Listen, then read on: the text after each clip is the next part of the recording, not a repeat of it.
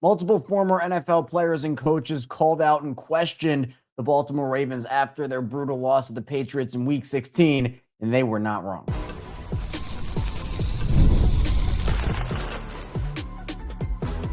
You are Locked On Ravens, your daily Baltimore Ravens podcast. Part of the Locked On Podcast Network, your team every day. You are Locked On Ravens. Welcome into the show. I'm your host, Kevin Oestreicher of Ravens Wire, here with you on the Locked On Podcast Network, your team every day. And now the number one sports podcast network. Appreciate everybody for being here on this, unfortunately, not so victory Monday, making Locked On Ravens a part of your day.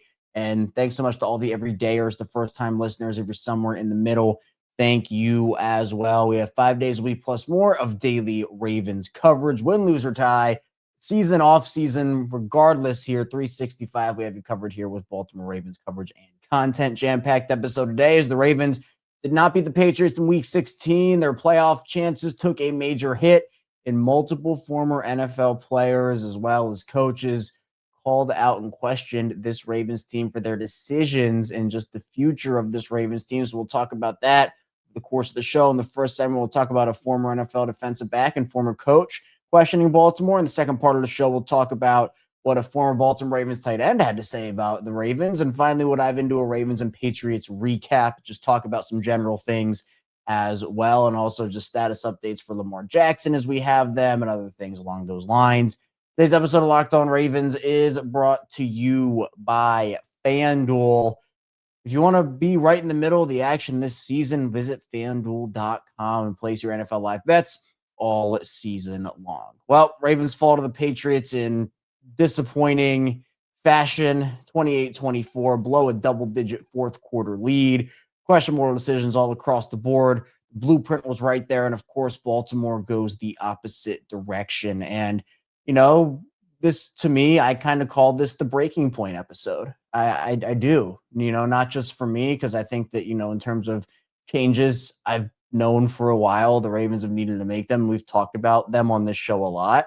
But I think for a lot of people, it was a breaking point episode, mainly nationally. Like I think nationally, and I think we'll start to see that over the course of the week where obviously, you know, the show comes out 6 a.m. Eastern time. You know, the game ended at like 11:30. So, you know, we're not even 12 hours into the response as I record this here and the show comes out. But on the Sunday Night Football post-game show over on the NFL and NBC, Tony Dungy and Rodney Harrison. Rodney Harrison, a former NFL defensive back, Chargers, Patriots. Obviously, Tony Dungy being an NFL head coach in the past, and you know, a guy who obviously has a lot of respect around the league for his accomplishments. Super Bowl winner with the Indianapolis Colts, and you know, Tony Dungy, very long and illustrious career.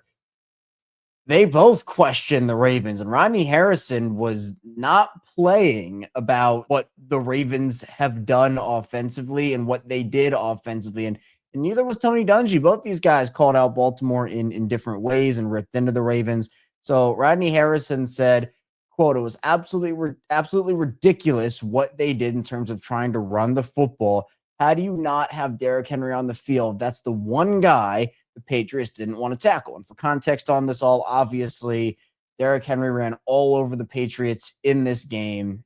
Just unbelievable. 18 carries, 128 yards, 2 touchdowns, averaged 7.1 yards per carry. The Patriots could not stop him. But on the final 2 possessions of the game, as the Ravens were holding on to and then trying to come back to and take a lead back, Derrick Henry did not get a snap on those final 2 possessions, and it's inexcusable. So that's what Harrison had to say about that. And then Tony Dungy responded to that and said, "I totally understand you're going with a plan. We're going to alternate our backs, and we're going to play Henry a series, then we're going to play Mitchell a series. But if Steph Curry just hit 6 3-pointers in a row, you don't take him out and say, oh, now is your time to rest." No, Derrick Henry was on fire. They couldn't stop him. You've got to lead. You've got to protect the lead. He didn't not only not touch the ball, didn't touch the field for the last 12 minutes of the game, which just inexcusable. In the rotation thing that Tony Dungy was talking about there is for when John Harbaugh was asked about, well, don't you want Derrick Henry on the field in those situations? He talked about how there's a big like rotation and a plan that they have, and apparently Derrick and Keaton talk about that. And so Keaton started the drive, and then Derrick came in to finish it off, and as part of that like rotation thing. But Tony Dungy is 100% correct. And that's something that we talked about on the show. It's like, even if you have a rotation, I don't care about that rotation. Is the Ravens are dominating the ball and dominating the Patriots with Derrick Henry. Like, Derrick Henry's your guy. I think Tony Dungy's Steph Curry analogy is right. Like, you don't take a guy out the top, you ride the hot hand, and it just feels like over and over and over again. John Harbaugh and Todd Monken in the Ravens over the course of the last handful of seasons, if Harbaugh goes back further than Todd Monken, but just feels like they make these rookie mistakes. And these are two veteran coaches. And I find it ridiculous personally that we're in this situation again where, it's not like John Harbaugh's a rookie coach. It's not like this is a young team and they're making young team and rookie coach mistakes. John Harbaugh's been a coach for almost 20 years with the Baltimore Ravens, and it's inexcusable. Rodney Harrison then went on to say, quote, "I'm going to just say this. I absolutely at times hate the Ravens offensive strategy. If I'm Coach Harbaugh and I've got Derrick Henry, what are you saving him for? You're saving him for next year. You might as well run him now. That's the reason why you redid his contract and paid him a lot of money for moments like this.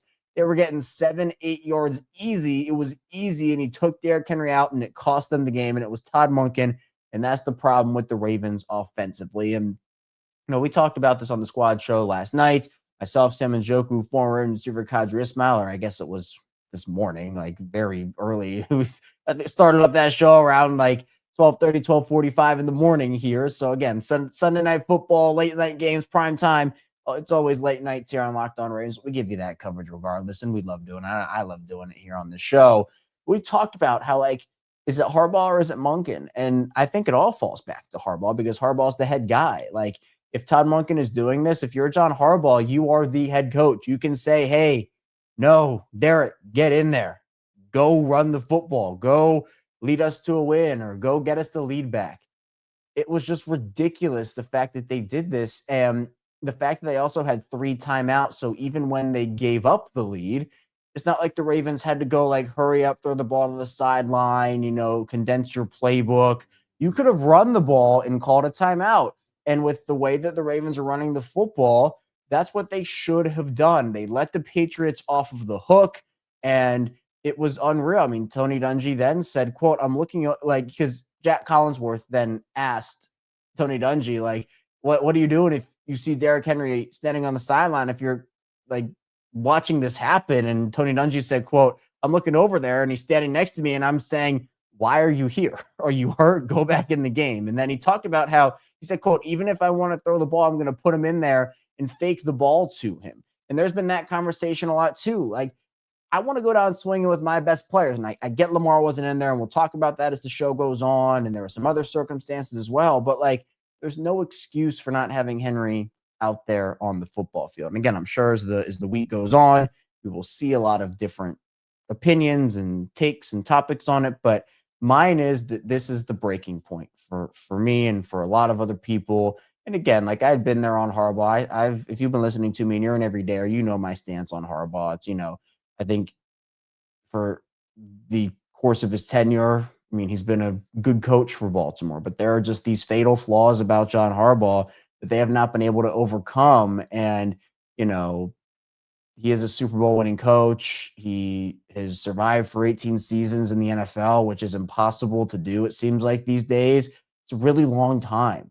And he's been able to reshape himself as a coach after a tough early part in terms of trying to find his coaching identity as he took over the team. And he's done a lot of that. But the fact of the matter is, like, these flaws, you cannot keep overlooking them over and over again, because when these things keep happening, the game management and some of these decisions and the philosophies, the messaging not getting there, it feels like to me. I don't know what's going on in that locker room, and that's what it feels like. Like, if and I said this all last night, the reason the Ravens kept John Harbaugh around, I think it's 2 reasons. One is because of the regular season success, where when Lamar Jackson's been healthy, you can point to the Ravens and say, hey, that's a 12, 13, 14 win team, and they, at least get a chance to dance in the playoffs and make some noise. And the playoff success hasn't been there, obviously, and that's not acceptable. But the other part of it is with Harbaugh being able to resonate with the players. And feels like to me he's lost. I mean, the regular season, obviously, like he's lost that this season. The messaging, to me, it feels like he's lost that. I'm not sure if that's 100% true or not, but like that's what it feels like. So when he doesn't have those two things, what does he have left and what is your excuse? Lamar Jackson is going to be 29 years old next month.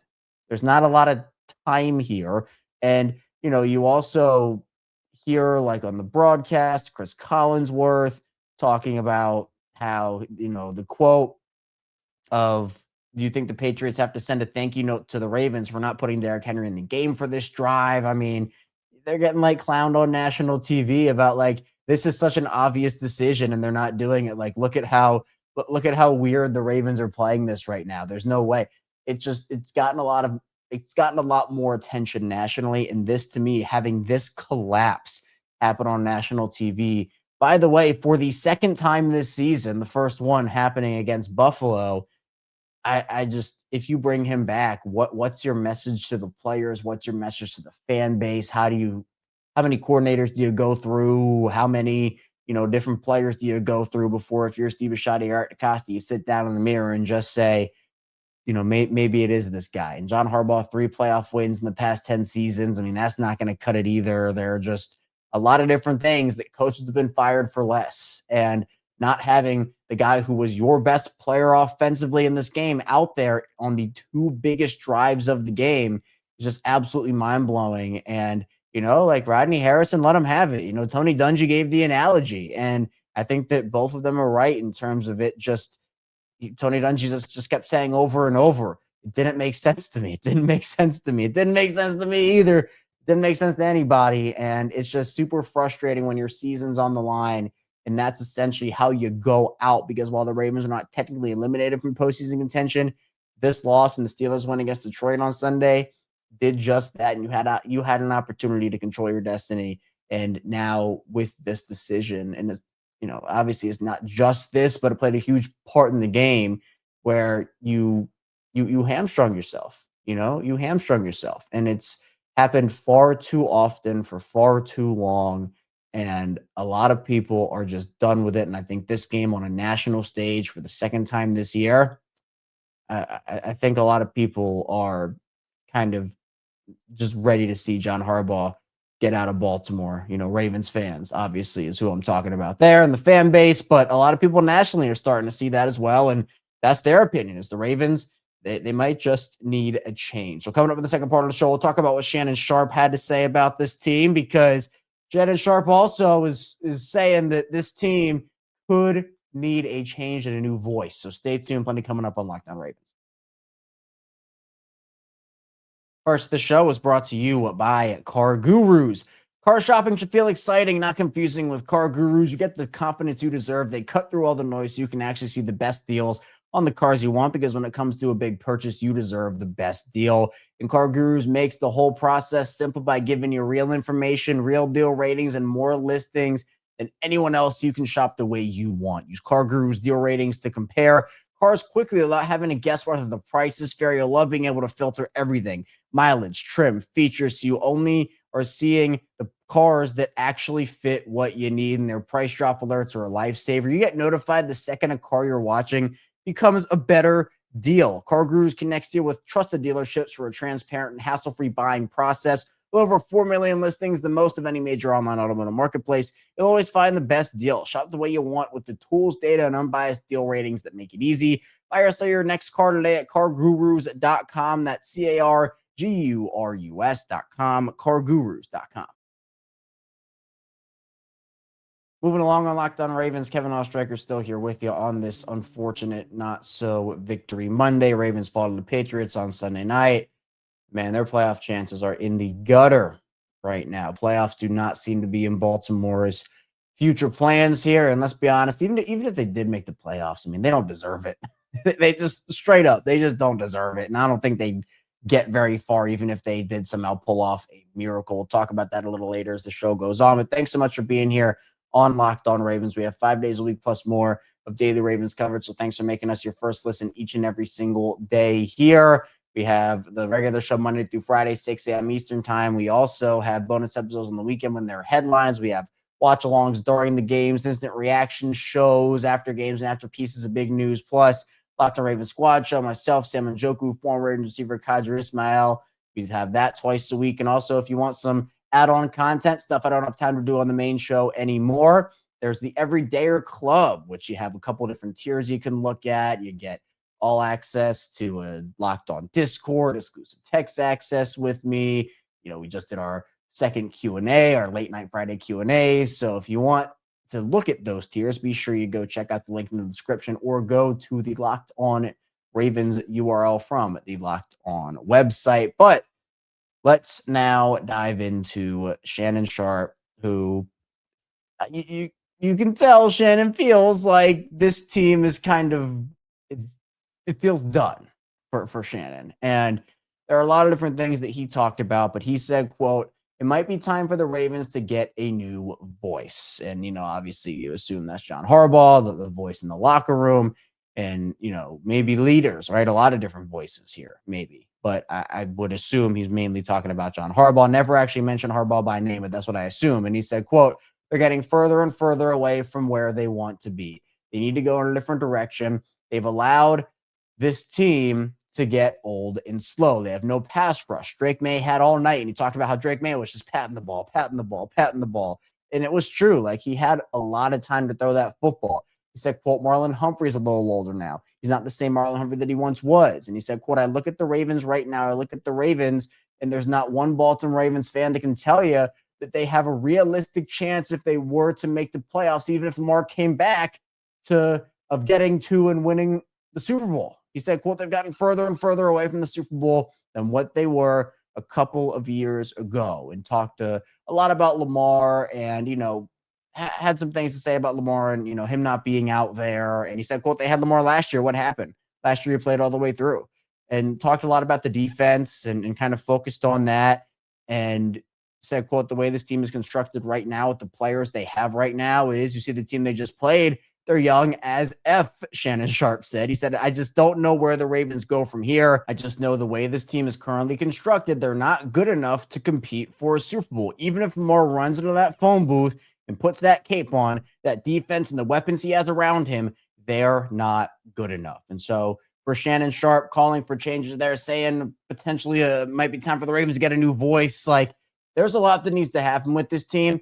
And it's not all on John Harbaugh. That's something I do want to make clear. It is not on John Harbaugh. John Harbaugh, is a problem for me for the Ravens. Like, I just think it's time for John Harbaugh and the Ravens to get a new voice in. And there are a couple of options that could be possible. Clint Kubiak or maybe Jesse Minter. There are others as well if you want to go the college route or more veteran coach or, more of the young, savvy play caller type route. A lot of teams are going these days. But we also have to acknowledge that, like, the Ravens are going to have a lot of free agents this offseason. And we also have to acknowledge the Ravens are going to have a lot of free agents this offseason and a lot of tough decisions to make there where they're going to have to essentially rebuild their trenches. And on the O-line, they could be looking at anywhere from 40 to 60% of a new starting group on the O-line, D-line, whatever happens with Nauta Madubuike, we'll have to see, but they're going to have to rebuild there as well a little bit because they need more options there. Need better pass rushers on the outside. They need a guy there. They're going to have to make decisions on some of their vets like Chidobe Awuzie and Draymond Jones and a guy like DeAndre Hopkins. Like, there are some guys they're going to have to figure out. Linderbaum, likely. I mean, all these guys. And I'm not saying like, oh, the Ravens have to enter this whole like rebuild type deal. I mean, as long as you have Lamar and he's healthy, he has a chance. But the failure this year was failing to keep Lamar Jackson healthy by putting together a poor offensive line, particularly on the interior. But also, we can acknowledge that Rashad Bateman's had a horrible year. Isaiah Likely's had a horrible year. Mark Andrews has had a pretty horrible year outside of touchdowns. And Zay Flowers has been the only one that has consistently stepped up in that passing game alongside DeAndre Hopkins. But, Zay's had problems with the fumbles and some mistakes. So it's just all around there need to be changes for this team, because how long again can you continue to just go to the well and act like everything's okay? And if Steve Bisciotti was being serious about, he wants to win now, you have to make win now moves. And that is putting your team in the best possible position. And to me, bringing back John Harbaugh is not doing that. To me, running it back with this roster not making improvements and just going through the draft again and getting all these comp picks.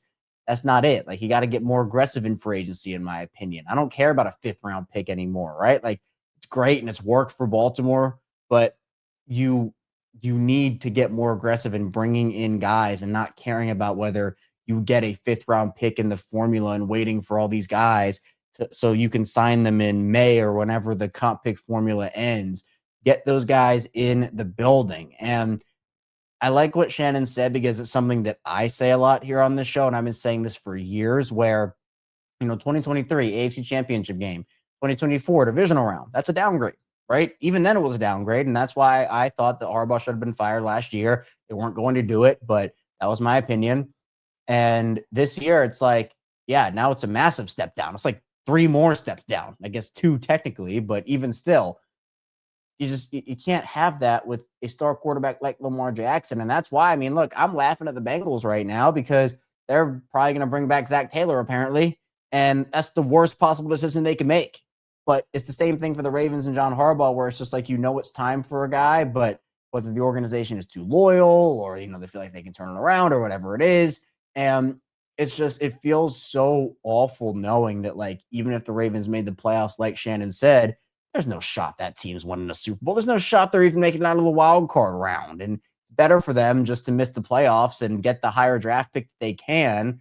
And, in that scenario where the Ravens do miss the playoffs, there is likely going to be more change. And if they go on some magical run, make the postseason, and then get bounced in the wild card round, I'm sure the organization would say, wow, look at this run. Oh, miracle. It defied all the odds and lost in the wild card round. But darn, the goal is not to make the AFC Championship game. The goal is not to make it a divisional round or have a good regular season. The goal is to win a Super Bowl. Even making the Super Bowl, you don't get a ring for making the Super Bowl, I guess. And didn't the Bengals do that when they made it? But regardless, you don't, no participation trophies, right? You want the real trophy. You want the real rings. And just with the way that this team has been complacent, it's been tough. And when Lamar goes out and Tyler Huntley comes in, and I thought Tyler played pretty well in this game. We'll talk about that a little more in the final part of the show.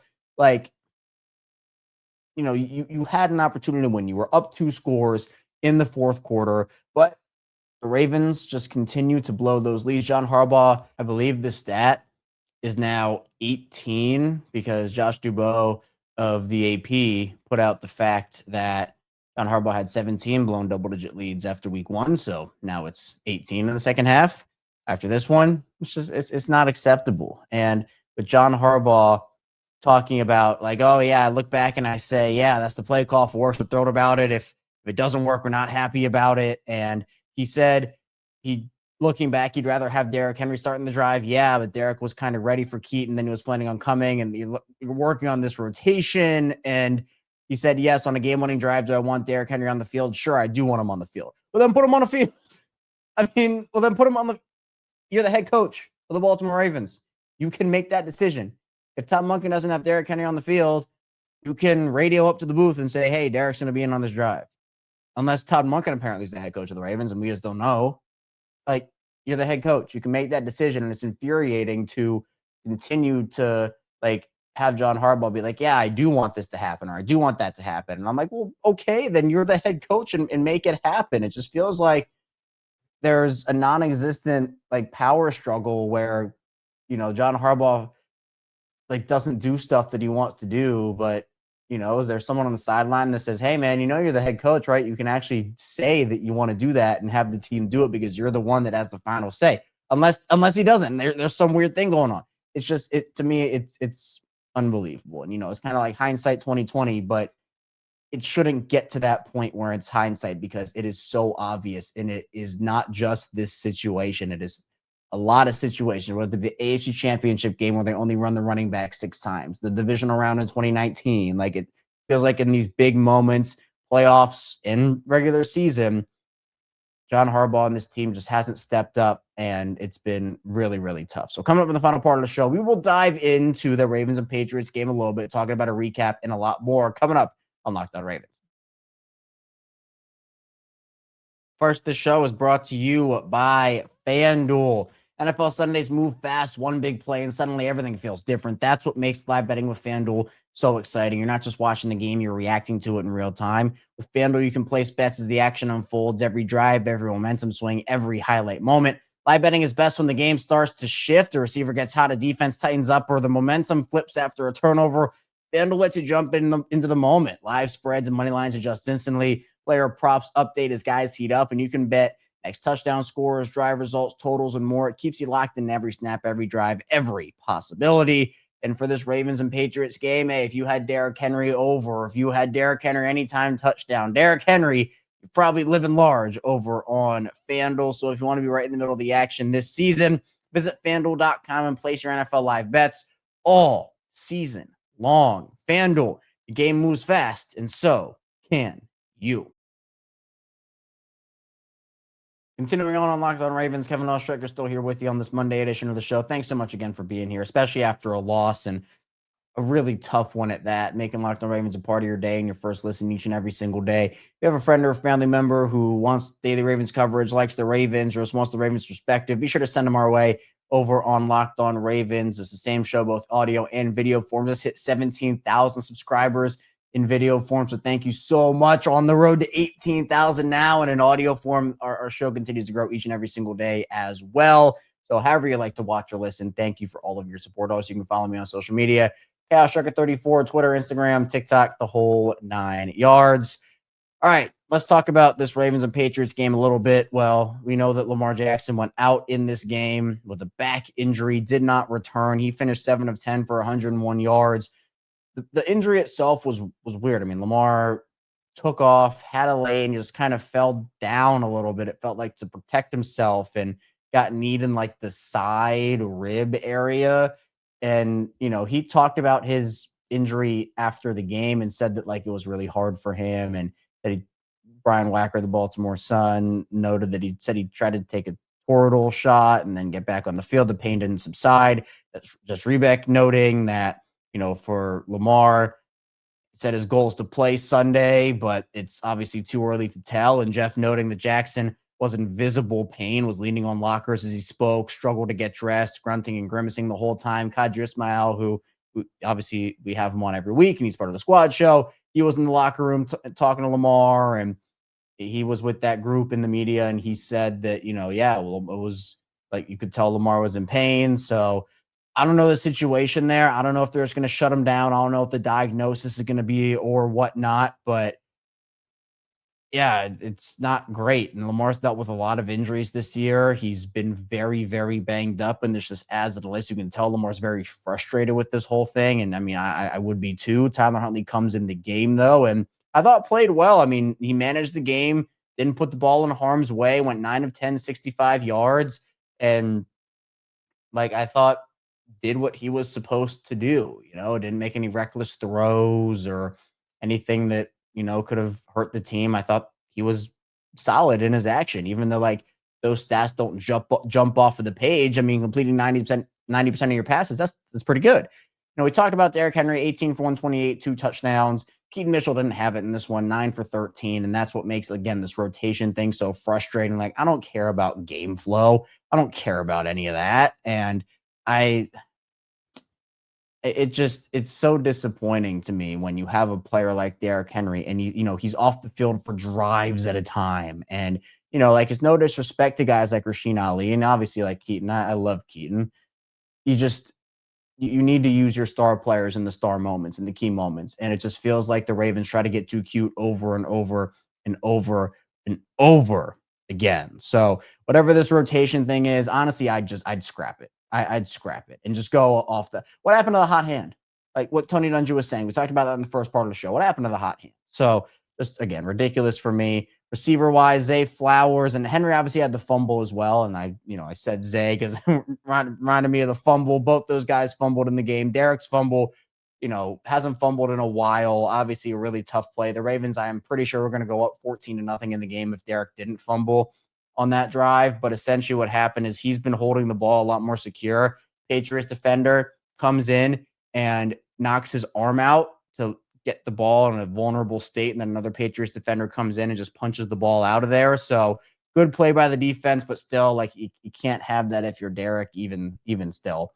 Zay's play at the end of the game where again, like the most frustrating, and there were like 10 most frustrating things, but that screen pass to Ali on first down to make it 2nd and 15. Then Zay gets the ball, does the little back juke, and like those back jukes, Zay, they rarely work. And you can see Caleb on Chase on come, and I like live on the screen. I was doing the watch along, and I could just tell, like, okay, this is how the game is gonna end. And he said he tried to make a play, and he tried to get upfield, and somebody behind him punched it out. So a lot of short answers for Zay. I do appreciate him speaking to the media again. I know that there was that issue with him earlier in the season, but he owned it. He answered questions, and I thought that was really big of him. So at least there was that. But I mean, Zay's been their most consistent player in the receiving room. There's no ifs, ands, or buts about that. He's finished this game 7 targets, 84 yards, had 7 receptions on those targets, like 7 for 7 on the day for Zay. 7 targets, 7 receptions, 100% conversion rate there. And Zay was frying Christian Gonzalez all day. Obviously had the rushing touchdown. So, I mean, he had a good game outside of the phone, but that's what we've been talking about, right? Like, oh, this guy had a great game outside of this one massive mistake that swung the entire game. Like, there's been too much of that lately, like with Isaiah, with Zay, with a lot of these guys. And outside of that, D-Hop had a really nice game, 4 for 41 on 5 targets. D-Hop, whenever there was a clutch play needed, felt like D-Hop was there for them. I'd love for them to bring back D-Hop next year, and honestly, D-Hop deserves better in my mind. Andrews, 2 for 21, and the worst singular football play I've ever seen in my entire life at the end of that first half, trying to swing the ball or throw the ball on a lateral play. Patriots ended up intercepting, well, technically, quote unquote, intercepting, and there was a roughing the passer penalty. There were offsetting penalties, which ended up making that null and void, but horrible play by Mark Andrews there. Rashad Bateman, no catches in this game. It's again been a really tough year for Bateman. Ravens had 4 sacks on the day, but their pass rush was lacking. We talked about that in the second part of the show. Just really felt like Drake Maye had a lot of time to throw. And Drake Maye did a good job as the game wore on, maneuvering up in the pocket. If the Ravens got quick pressure from like Draymond Jones or Mike Green or someone, he'd step up in the pocket and make a play. So I thought Drake Maye played. I mean, look, Drake Maye had a career high 380 yards on the year for him, or on the day for him, which was his career high, as I mentioned. So that you don't want to be on that list. You don't want to be a guy's career high, especially when your season's on the line. But I thought Drake played really well, and the Ravens defense, I thought they had moments in this game, but Marlon Humphrey, as we talked about with Shannon Sharpe and what he had to say there, he got torched on a couple plays. Marlon had a big interception too, but again, it's like what I'm talking about. Marlon makes a great play, and then there are like 3 different plays where he gets burned. Stephon Diggs kind of torched this team. 9 for 138 for Stephon Diggs in this one. Mac Hollins, 7 for 69. I thought that Alohi Gilman had a rough one in this one. He misses a lot of tackles, and I've talked about that all year, but it is what it is there. Ardarius had a really nice play, and a couple of other guys made impacts, but as the game wore on, it was just a lot of mistakes, both offensively and defensively. Mainly the pass rush was the one where they just couldn't get home on a lot of these plays. And, 4 sacks, and one of those went to Tez Walker on that fake punt, which showed that the Patriots didn't trust their defense. And, the Ravens should have taken more advantage of that. Baltimore went 7 of 11 on third down, while the Patriots went 4 of 12, and they lost the game. That's crazy. That is like absolutely crazy. Ravens averaged 6.1 yards per play, Patriots 6.4. Ravens averaged more than, or almost 2 more yards per rush than New England. New England could not run this football at all outside of like the last couple of plays of the game. So they again eliminated the Patriots' run offense, or a team's run offense, and that's what they should do. I thought they did a good job there. Time possession was pretty even. Ravens went 2 for 3 in the red zone, which was better. Patriots went 1 for 3. So, I mean, not a lot to write home about. Ravens had 7 penalties for 28 yards, so not a lot of like huge penalties, although they did get aided by the refs on a pass interference penalty on Marlon Humphrey that they did not call, of Marlon just tackling Kayshon Boutte out there. So, yeah, that they got lucky on that one, but the Patriots scored anyway. And then the Patriots 5 for 50. So, just disappointing, just frustrating. And now the Ravens will play on Saturday at 8, and the Ravens will have to just wait to see. It's all eyes on Cleveland. all eyes on Cleveland to see if the Browns can upset the Steelers, because if they do not, the Ravens are eliminated from playoff contention. With this loss and the Lions win, they had an opportunity and they squandered it in a big way. It's all I have for you here today on Locked On Ravens. Thank you so much for tuning into the show. On the way, be sure to like and subscribe button in video form. Follow along and subscribe in audio form for 5 days a week, plus more of daily Ravens coverage coming up tomorrow. More Ravens content and coverage from us. So be sure to stay tuned. I'll see you right back here soon on Locked On Ravens.